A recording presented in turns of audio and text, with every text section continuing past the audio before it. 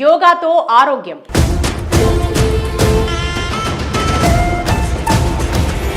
June 21న అంతర్జాతీయ యోగా దినోత్సవం పురస్కరించుకుని ఇటు భారతదేశం అటు ప్రపంచవ్యాప్తంగా పలు దేశాల్లో ఔత్సాహికులు యోగా సెషన్స్లో ఉత్సాహంగా పాల్గొన్నారు.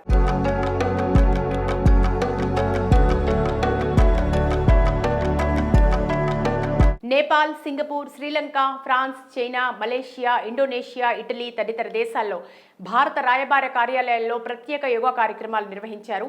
న్యూయార్క్లోని టైమ్స్ స్క్వేర్ వద్ద భారత consulate general, times square alliance సంయుక్తంగా ప్రత్యేక యోగా సెషన్స్ నిర్వహించారు.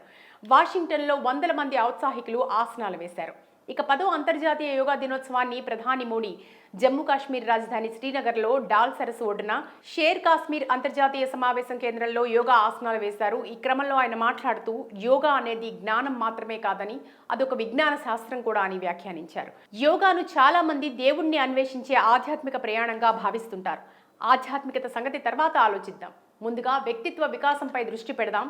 దాని సాధనకు వర్తమానంలో ప్రశాంతతకు యోగా దోహదపడుతుంది.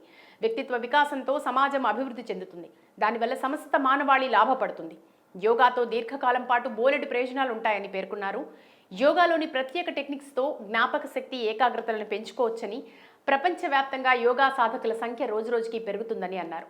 మరోవైపు యోగా డేని రాష్ట్రపతి భవన్లో రాష్ట్రపతి ద్రౌపది ముర్ము తన కార్యాలయ సిబ్బందితో యోగా చేశారు. గుజరాత్ అహ్మదాబాద్లో కేంద్ర హోంశాఖ మంత్రి అమిత్ షా, ఉత్తరప్రదేశ్ మధురలో రక్షణ శాఖ మంత్రి రాజ్నాథ్ సింగ్ యోగా వేడుకల్లో పాల్గొన్నారు. లదాఖ్లోని సియాచిన్ మంచుకొండల్లో యోగాసనాలతో సైనికులు ఆకట్టుకున్నారు. ఇటు తెలంగాణ రాష్ట్రంలో వరంగల్లోని సీకేఎం కళాశాల మైదానంలో వికాస తరంగిణి సంస్థ ఆధ్వర్యంలో నిర్వహించిన యోగా దినోత్సవం చిన్నజీర స్వామి ప్రారంభించారు. ఈ సందర్భంగా నగరంలోని 60 పాఠశాలలు, 25 కళాశాలలకు చెందిన 10,000 మంది విద్యార్థులు ఒకేసారి యోగా చేశారు. ఈ కార్యక్రమం Telugu book of records, Telangana book of records లో చోటు సాధించిందని ముఖ్య పరిశీలకుడు టీవీ అశోక్ కుమార్ ప్రకటించారు. చిన్నజీర స్వామి సమక్షంలో వికాస తరంగిణి ప్రతినిధులకు రికార్డ్ పత్రాలను అందించారు.